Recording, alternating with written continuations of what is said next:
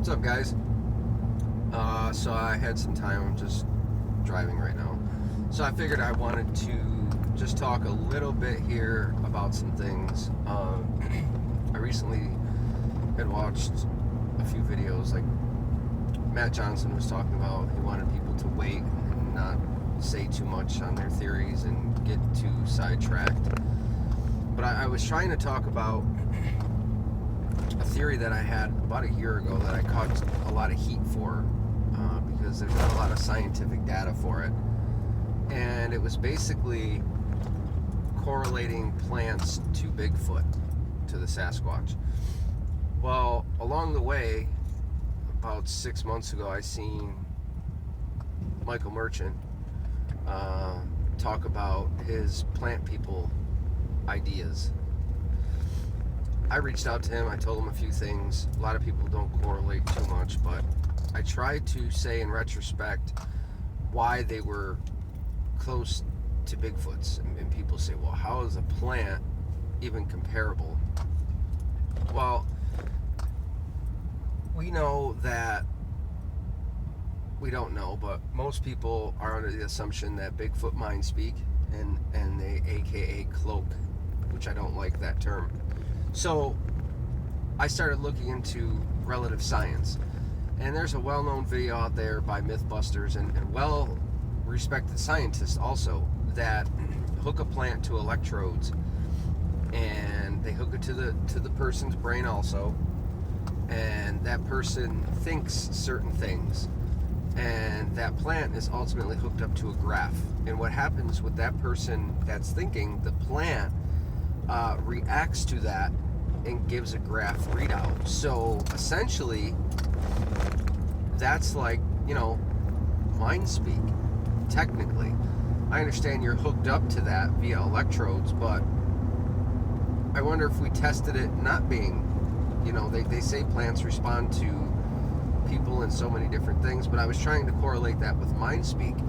If a plant was able to understand and show, waves on a graph, that it was either understanding or it was showing a reaction to some stimuli, that could help, attempt to correlate things as how Bigfoot can mind speak.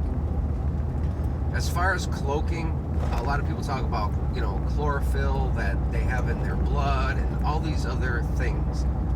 I'm not sure, I don't know, I'm not a scientist, but there's a few different ideas you could, say. So we got the mind speak, and we're trying to answer that. And as far as the cloaking goes, I was more along base of a chameleon or octopus, like I had said before. Well, I recently seen Michael Merchant's video, where he, or Christopher Noel's video, where he shared an octopus changing color.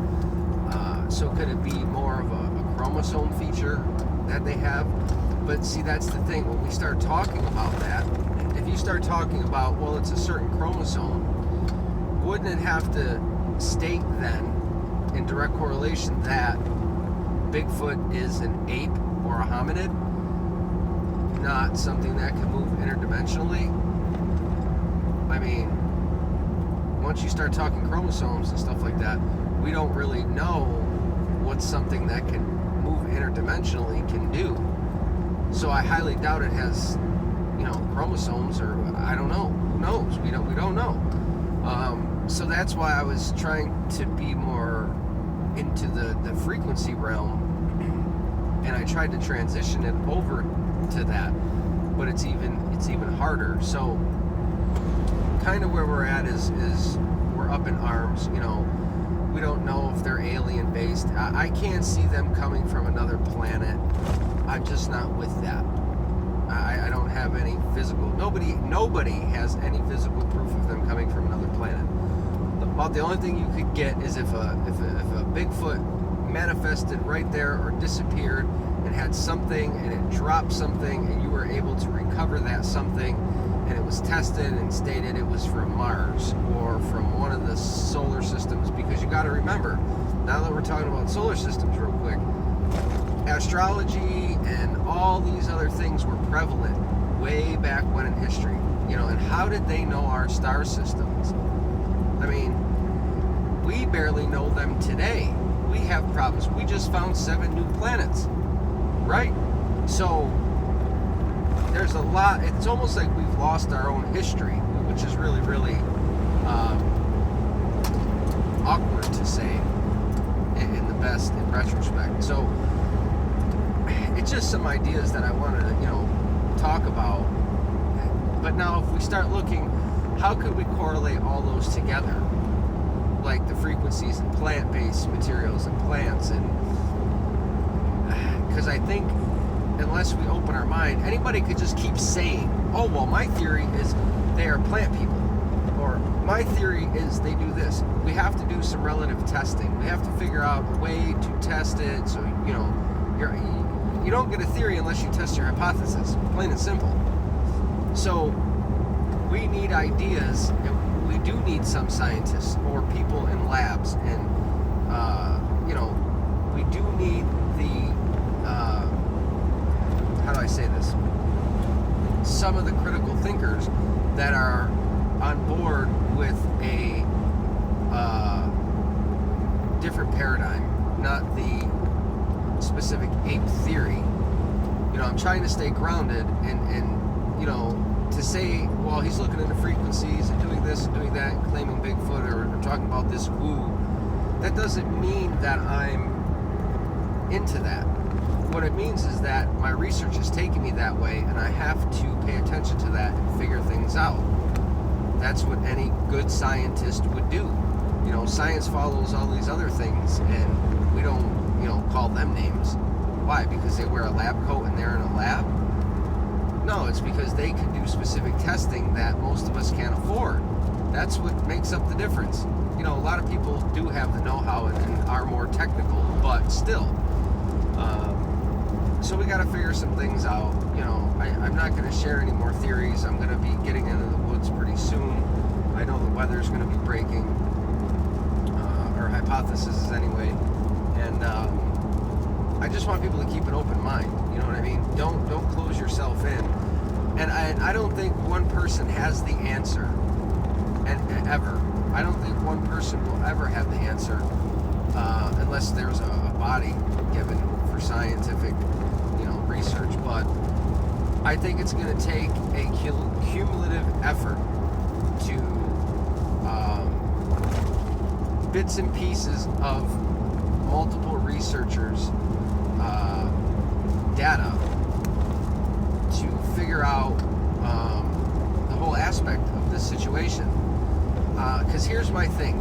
If I am a Bigfoot and I can do all these things and I have certain abilities to do these things, then what the hell am I making tree structures for? I'm supposed to be this creature for oneness, for the earth, that I've adapted and stayed hidden, and all these other things. Now, what do they need tree structures for? To get through the woods? For directional markers? I can't back that anymore, I don't think. If they have this complete oneness and they're great beings, they don't need direction. I mean, if they're using portals or whatever. So could the structures be places that they can come in and out of? But then that doesn't answer why the structures look different. Certain trees, I believe, can be portals based on a dream that I had when I first started this, and it's crazy. But so what are the tree structures in essence? What are they doing? I can't see that they're doing that. Whatever. I don't know. There's so many theories out there that I don't think we're gonna get it until we all sit down and say, okay, well, I think it's this because of this, and I think it's this because of this, and start to pick it apart and put it together. You know what I mean? We got to make it functional, and we can't. In my opinion, one person can't have the answer or can't have the proof. I mean, I know Dr. Jay is going to be talking in April. That information, you have to take heed to it, pay attention to it, see what he says. Is it the end all be all? I don't think so, in my own opinion. We can take what he says, grasp it, and try to run with that. But we'll have to go from there, because let's face it, we don't have a specimen. Nobody does. So I don't know. It was just some food for thought, guys. I actually reached my destination, so I'll get back with you. You know, keep thinking, keep it critical. Like, sub, share. I'll get back with you later.